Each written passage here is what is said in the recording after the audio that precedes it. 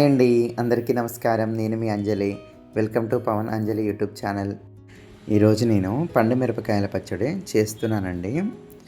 ఇలా చూడండి, పండు అనేది మనకి పైన కాడ కూడా పచ్చగా ఉండాలి, ఆరిపోయినట్టు ఉండకూడదు.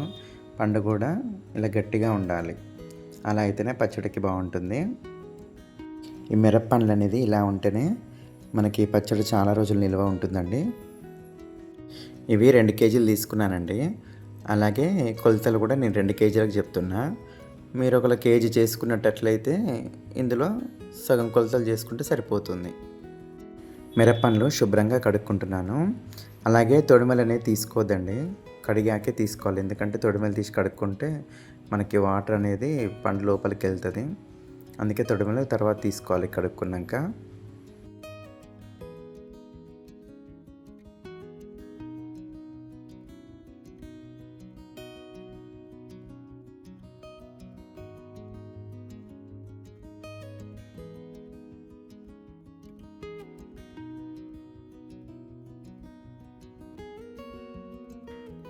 కడుక్కున్న పండ్లని తొడిమలు తీసుకొని ఒక క్లాత్తో తుడుచుకోవాలండి. పండ్లన్నీ ఇలా ఫ్యాన్ గాలికి ఆరబెట్టుకోవాలి. మనకు తడి అనేది అస్సలు ఉండకూడదండి.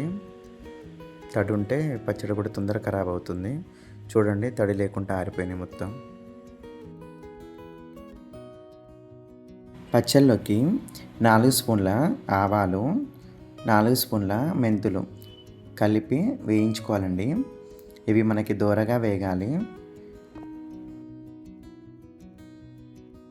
నేను 2 కేజీల మిరపండ్లు తీసుకున్నాను కాబట్టి 4 స్పూన్లు వేసుకున్నానండి. మీరు కేజీ పండ్లు తీసుకుంటే అవి 2 స్పూన్లు, ఇవి 2 స్పూన్లు వేసుకుంటే సరిపోతుంది. ఆవాలు, మెంతులు అనేది వేగిపోయాయండి. మనకి ఈ విధంగా దోరగా వేయించుకోవాలి. మరీ వేయించుకున్న మాడిపోతే చేదు ఉంటుందండి.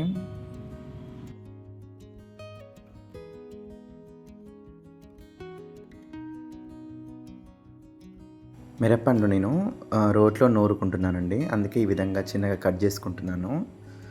అలాగే వేసుకుంటే తొందరగా మెదగవు. అలాగే మిక్సీలో వేసుకుంటే కూడా ఇలాగే కట్ చేసుకోవాలండి.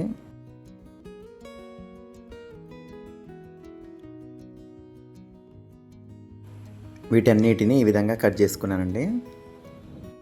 పచ్చళ్ళలోకి వేయించి పెట్టుకున్న మెంతులు, ఆవాలు, అలాగే 400 గ్రాముల రాళ్ళుప్పండి, 400 గ్రాముల చింతపండు ఇలా పీస్ తీసుకొని పెట్టుకోవాలండి. ముందుగా మెంతులు, ఆవాలని పొడి చేసుకొని పక్కకు పెట్టుకుందాం. మీ దగ్గర ఇంతకుముందే నూరి పెట్టుకున్న ఆవపిండి కానీ మెంతిపిండి కానీ ఉంటే వేసుకోవద్దండి. పచ్చళ్ళలోకి మనం ఫ్రెష్గా తెచ్చుకొని వేసుకుంటేనే పచ్చడి కూడా చాలా బాగుంటుంది.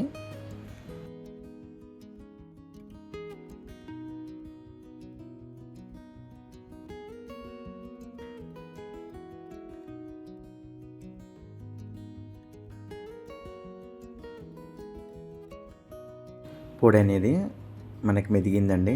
ఈ విధంగా పక్కకు తీసి పెట్టుకుందాం. తర్వాత చింతపండు దంచుకుందాం. అలాగే చింతపండు అనేది గింజ లేకుండా, పీస్ లేకుండా నీట్గా చేసుకోవాలండి. ఇందులోనే మనం కొంచెం కొలత తీసి పెట్టుకున్న ఉప్పే వేసుకోవాలండి. అలాగే ఉప్పు అనేది ఎండలో కొద్దిసేపు ఎండబెట్టుకుంటేనే బాగుంటుంది. దానికి తేమ అనేది కూడా ఉండదండి.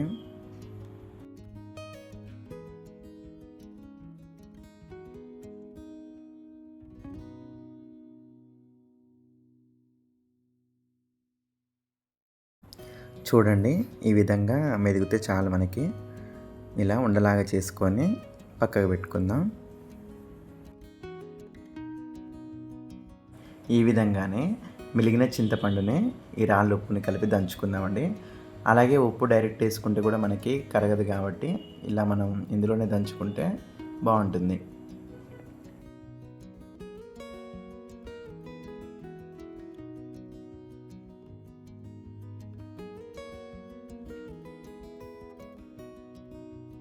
ఇప్పుడు కట్ చేసి పెట్టుకున్న పండ్లని నూరుకుందాం. ఏ పచ్చడైనా మనకి మిక్సీలో కంటే రోట్లో నూరుకుంటేనే చాలా రుచిగా ఉంటుందండి. ఇలా దంచుకునేటప్పుడే కొంచెం ఉప్పు వేసుకోవాలండి. ఈ ఉప్పు అనేది నేను ఇందాక మీకు కొలత చెప్పాను కదా అండి, అందులోనే కొంచెం ఉంచుకున్నాను. మిర్చి దనగు కాబట్టి ఇలా ఉప్పు వేసుకొని దంచుకుంటే తొందరగా మెదుగుతుంది. కొంచెం అంతా పసుపు వేసుకోవాలండి. ఈ పచ్చడి అనేది మీరు మిక్సీలో చేసుకున్నా రోట్లో చేసుకున్నా కానీ పేస్ట్ లాగా చేసుకోవద్దండి, కొంచెం బరకగా ఉంటేనే బాగుంటుంది. ఈ విధంగా బరకగా నూరుకుంటే సరిపోతుందండి. ఈ విధంగా నూరుకొని ఎత్తుకొని పక్కకు పెట్టుకుందామండి.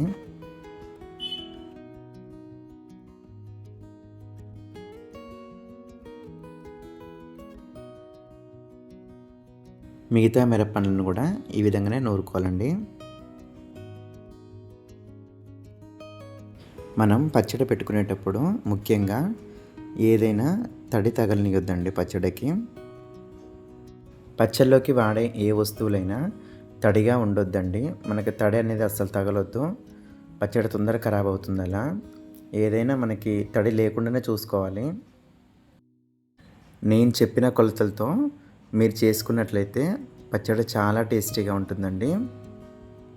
అలాగే ఈ పచ్చడి కూడా సంవత్సరం పాటు మనకి నిల్వ ఉంటుంది.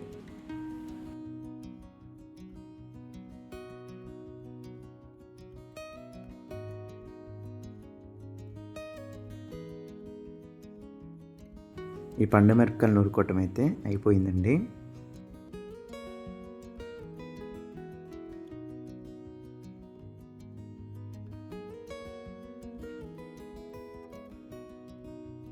ముందుగా నూరి పెట్టుకున్న చింతపండుని రోట్లో వేసుకొని ఇందులోనే కొంచెం పచ్చడి ముద్దని కూడా వేసుకొని నూరుకోవాలండి. చింతపండు మనం డైరెక్ట్గా అందులోనే వేసుకుంటే అంటే పచ్చడి అంతకు పట్టదు కదా అండి, అందుకే ఇలా నూరుకొని వేసుకోవాలి.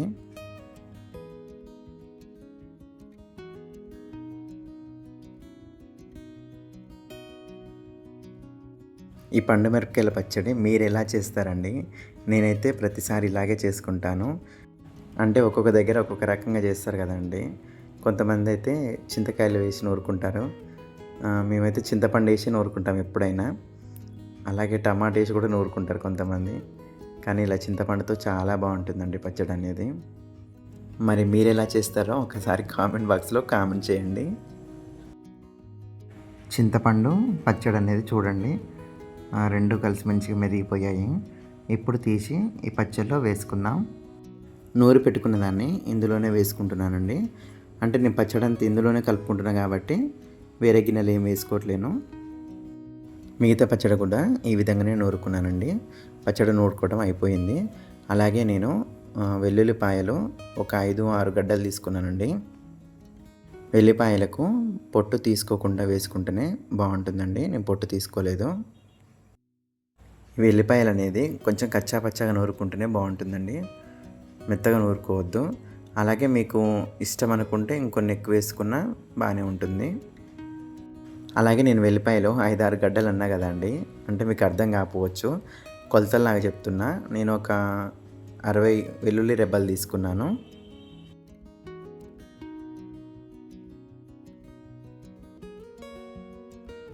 ఈ విధంగా కచ్చా పచ్చగా దంచుకున్న వెల్లుల్లి ముద్దని పచ్చళ్ళలో కలుపుకుందామండి.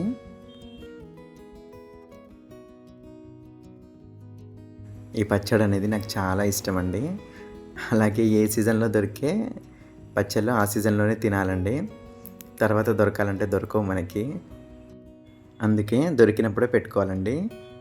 మేమైతే ఎన్ని కర్రీస్ చేసుకున్నా ఏదో ఒక పచ్చడి అయితే కంపల్సరీ ఉండాలండి. ఆల్రెడీ ఇంట్లో ఉసిరికాయ పచ్చడి ఒకటి, నిమ్మకాయ పచ్చడి ఒకటి ఉందండి. మళ్ళీ నేను పండ్ల పచ్చడి పెడుతున్నాను. పచ్చళ్ళు మేము బాగానే తింటామండి, చాలా ఇష్టం నాకు. ముందుగా మనం నూరి పెట్టుకున్న మెంతులు ఆవపిండి ఉంది కదా అండి, ఇప్పుడు ఇందులో వేసుకొని అంతా ఒకసారి బాగా కలుపుకోవాలండి.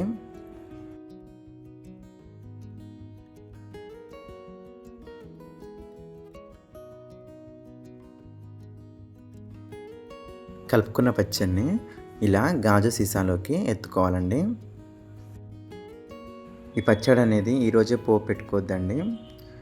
ఇలా సీసాలోకి ఎత్తుకున్న పచ్చడిని రేపు మళ్ళీ ఒకసారి కలుపుకొని అప్పుడు కొంచెం తీసి పోపు పెట్టుకుంటే చాలా బాగుంటుందండి.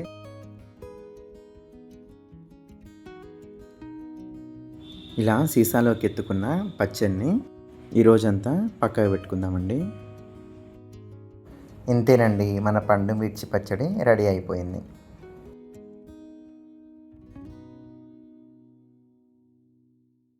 ఒక రోజంతా పక్కకు పెట్టుకున్న పచ్చడిని తర్వాత రోజు ఒకసారి కలుపుకోవాలండి. పచ్చడి నూరుకున్న రోజు కంటే తెల్లారి ఒకసారి కలుపుకొని కొంచెం తీసుకొని తాలింపు పెట్టుకుంటే చాలా బాగుంటుందండి. పచ్చడి మొత్తం ఒకేసారి పోపు పెట్టుకోవద్దండి. మనకైతే ఎంత అవసరం ఉంటుందో అంతే తీసి పోపు పెట్టుకుంటేనే బాగుంటుంది. చూడండి మన పచ్చడి ఎంత బాగుందో. అలాగే కలుపుకున్న పచ్చడిని ఇలాగే మళ్ళీ సీసాలోకి ఎత్తుకోవాలండి.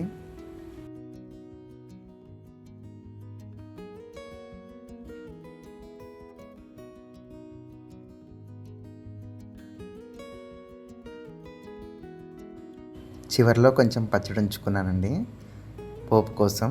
అలాగే ఈ పచ్చడిని పోపు పెట్టేసుకుందాం. ముందుగా మనం స్టవ్ వెలిగించుకొని కళాయి పెట్టేసుకుందామండి. ఇందులో కొంచెం ఆయిల్ వేసుకుందాం. పోపు గింజలు 2 స్పూన్లు వేసానండి నేను. కొంచెం ఎక్కువ వేసుకుంటేనే బాగుంటుంది. అలాగే 1 స్పూన్ జీలకర్ర, ఒక 4-5 వెల్లుల్లిపాయలు ఇలా పొట్టు తీసుకొని వేసుకోవాలండి. 3-4 వెండి మిరపకాయలు ఇలా తుంచి వేసుకోవాలండి. కొద్దిగా పసుపు కూడా వేసుకోవాలండి. చివరిలో ఒక 2-3 రెమ్మలంతా కరివేపాకు వేసుకోవాలండి. అలాగే ఇందులో కొంచెం ఆయిల్ ఎక్కువ వేసుకుంటేనే బాగుంటుందండి. ఇంతేనండి, మన పోపు రెడీ అయిపోయింది. ఈ పచ్చడిని ఇందులో వేసుకుందాం. పోపు అంతా పచ్చడికి కలిసేలాగా కలుపుకోవాలండి. నిన్న పచ్చడి పెట్టుకున్న కానుండి నాకు నోరు ఊరుతుందండి.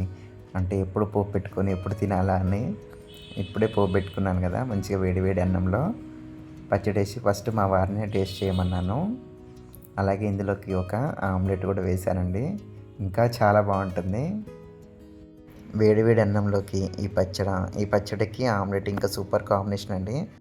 బాయిల్ చేసిన ఎగ్ కూడా చాలా బాగుంటుందండి ఈ పచ్చడిలోకి. ఈ వీడియో కనుక మీకు నచ్చినట్లయితే లైక్ చేయండి, షేర్ చేయండి, సబ్స్క్రైబ్ చేసుకోవటం మాత్రం మర్చిపోవద్దు.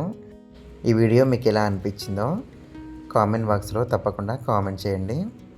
చాలామంది మా వీడియోస్ చూస్తున్నారు కానీ సబ్స్క్రైబ్ చేసుకోవట్లేరండి. తప్పకుండా సబ్స్క్రైబ్ చేసుకోండి. మరొక వీడియోతో మీ ముందుకు వస్తాను. నేను మీ పవన్ అంజలి.